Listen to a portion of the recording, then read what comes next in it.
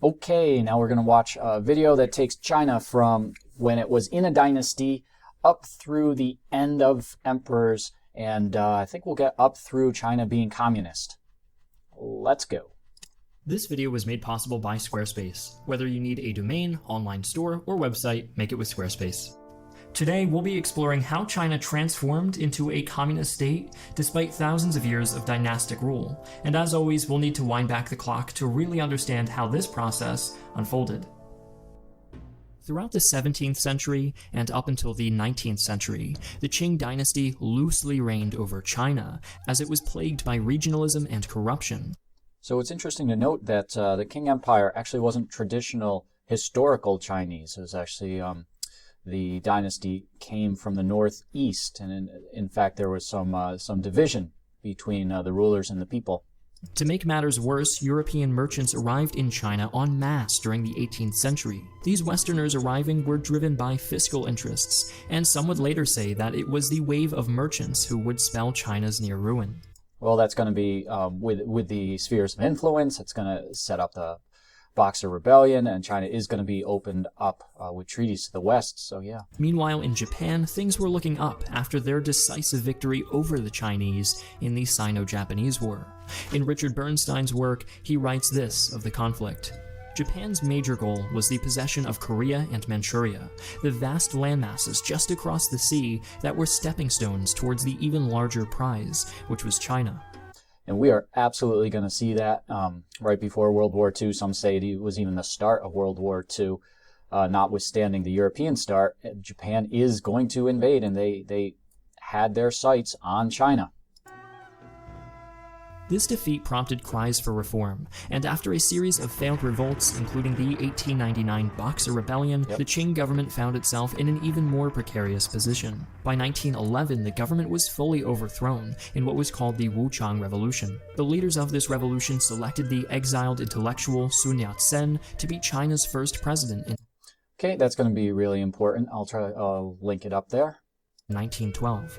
However, their territories were limited to southern China. Meanwhile, the boy emperor Puyi remained in power in the north. Alright, so it's not over yet. He was backed by General Yuan Shikai, who had the largest army in the region, and therefore pretty much called the shots. Thus, Sun Yat-sen won Shikai over to his side without bloodshed by offering him the presidency. From there, things didn't exactly go as planned. Yuan imposed a military dictatorship and exiled Sun Yat-sen after he formed the opposing Kuomintang. Okay, notice the name, the Republic of China. Okay, so they are not communists, these are nationalists. Nationalist anti-dynasty, so it's just the Republic of China. Or KMT. In 1916, Yuan proclaimed himself Emperor of China, pretty much missing the point of the rebellion entirely. He quickly lost much of his support, and after his death, China was once again balkanized into regions under the control of local warlords. Did you catch that? They used the term balkanized. The region was balkanized to be split. That comes from the Balkans area right above Greece. And many little countries there that definitely did not get along. We remember the Archduke Ferdinand to start World War I was assassinated, and actually right around that time. And so to be balkanized is to be split into little countries. After Yuan died, Sun Yat-sen returned to China, and at the helm of the nationalist Kuomintang party, was able to take power and impose yet another military government. Okay, Sun Yat-sen is sometimes referred to as the father of modern China. It was a nationalist revolution. 1921. Shortly after, in 1923, they sealed cooperation with the Communist Party of China, or CPC, in exchange for assistance in ending regionalism. Okay, so if we look here at 1923, we've had the Russian Revolution just a few years earlier. So the idea of communism as a revolution, as a form of government, well, the idea of communism as a form of government goes back all the way to Karl Marx as a form of government, the idea. But to actually have a communist revolution, well, that happened in Russia. And so that gave intellectual and support to other communist parties in other countries. And China was a very big one, Communist Party in China. The CPC had been founded in the wake of the May 4th movement, which involved a series of student protests formed in opposition to the Chinese government's ineffective response to the Treaty of Versailles. I wonder when the May 4th movement happened, what day and what month. Maybe someone could check that out. Which transferred what was formerly Chinese-owned land to the Japanese. The May 4th movement popularized Marxism as a radical alternative to the Kuomintang. Really, the only reason the CPC aligned itself with the KMT was so it could spread communism as it liberated each warlord state with the assistance of the much stronger KMT. So there we go. That's what it was. When I was visiting China, I was seeing this symbol on TV and songs all over the place. And I honestly didn't know that the Communist Party in China used the hammer and sickle. I literally thought it was the Soviet symbol. So I was really wondering why the Chinese Communist Party was propagating the Soviet symbol, because I knew they had a falling out. And at the end, Communist China did not like Soviet China. So it just didn't make sense in my mind. And now it does. The flag of the Communist Party in China uses the hammer and sickle. And of course it's red because it's the Communist Party. In 1925, Sun Yat-sen died, leaving China in the hands of Chiang Kai-shek, who 2 years later initiated what was known as the White Terror. Okay, so it's going to be Chiang Kai-shek versus Mao Zedong of the Communists. Response to a communist plot to overthrow him. This resulted in the deaths of thousands of members of the CPC. In the aftermath, communist leaders Li Lixun and Mao Zedong began waging a guerrilla war against the Kuomintang. And it's going to start. It's going to be a multi-decade-long civil war, and it's really between the nationalists, the anti-communists of Chiang Kai-shek, and the communists of Mao Zedong. This was happening. The Soviet Union, who saw the CPC as their communist allies, directed it to take a more aggressive stance against the Kuomintang. As a result, Li Lixun ordered an offensive to be carried out against the nationalists. It was a disaster and led to his replacement by a group of Chinese intellectuals called the 28 Bolsheviks. Seeing the turmoil unfold, the shadow of Japan once again loomed over China. What do we got, 1931? Pretty soon, Japan is going to go on the aggression. This is the 1930s. Later in the 1930s, Hitler's going to go on the aggression, form a pact with Japan, the Axis powers. Italy's going to go on the aggression, and Japan is going to start. Make no mistake, their goal was to take over literally all of Asia, all the parts that they wanted. So they are going to go on the aggression. In 1931, they sent roughly 45,000 men to occupy Chinese Manchuria. With no troops to spare, the Kuomintang was forced to concede without resistance. Chiang now understood that he needed to defeat the CPC before China was fully invaded. To this end, Chiang assembled the largest Kuomintang army yet, and in 1934 encircled Mao's guerrilla forces stationed in the mountains. And this is almost going to work, but the climax of this episode was the Long March, which began when the CPC devised a near-suicidal plan to break through Chiang's encirclement and march over 6,000 miles to regroup in the north. 6,000 miles. Half of the That's like to California and back from New York, close. CPC's forces were lost when crossing the Shang River, a decision which the 28 Bolsheviks shouldered responsibility for.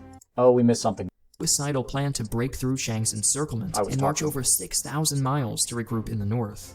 About half of the CPC's forces were lost when crossing the Shang River, a decision which the 28 Bolsheviks shouldered responsibility for. So we are seeing that the communist forces and their party almost entirely disappearing, losing 50% of the members right there. In the wake of this debacle, Mao took control of the communists. By the time the remnants of this... I've heard more than that too. I've heard that the losses were upwards of 85-90% of all the active communists. CPC reached their northern destination. Only 10% of them were still alive, prompting Mao to launch a massive recruitment effort.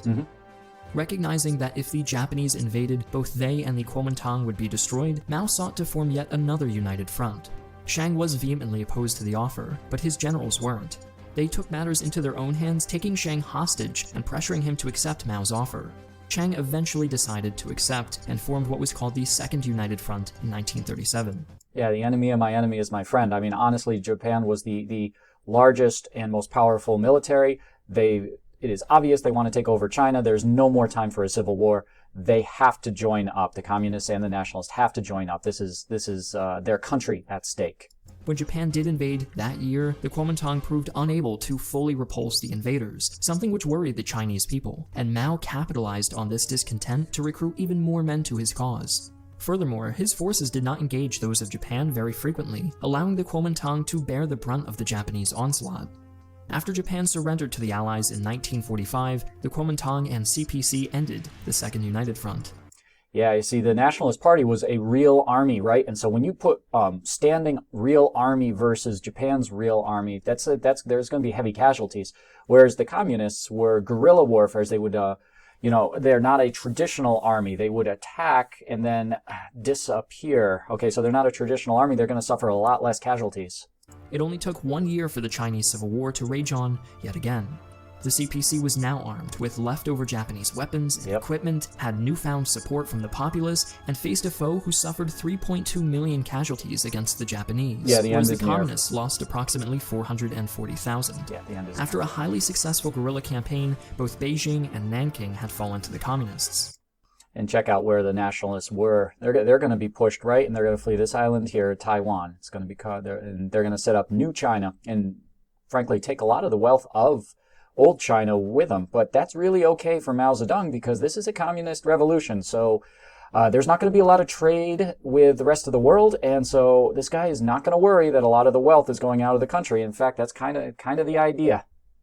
With the capture of these two major cities, it would not be long before Mao was victorious and the People's Republic of China was established.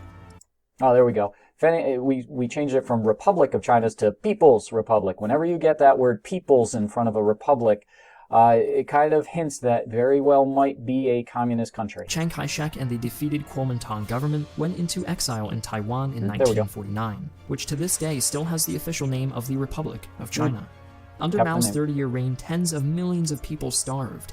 Even so, it is still debated to this day whether Mao contributed to China's modernization or whether he delayed its development. Okay, so I like what they did here. Mao is in the line. We've got Stalin, Lenin, question mark. I'll have to look into that. Karl Marx. Could that be Engels? Did he have a beard like that? We'll have to pause it. Yep, there we go. Boom, Frederick Engels. So they're putting in a line of Stalin, Lenin, Engels, and Marx, putting Mao as the next. Either way, the Chinese government still sees Mao as one of their founding fathers. Now back to our sponsor. Recently, Squarespace has made my life a lot easier. Alright, I don't know what Squarespace does, but they sponsored a pretty darn good video, so we'll leave this in for a second. 8 new ones have been released in this year alone. I fully enjoyed that video. Its intuitive interface and diverse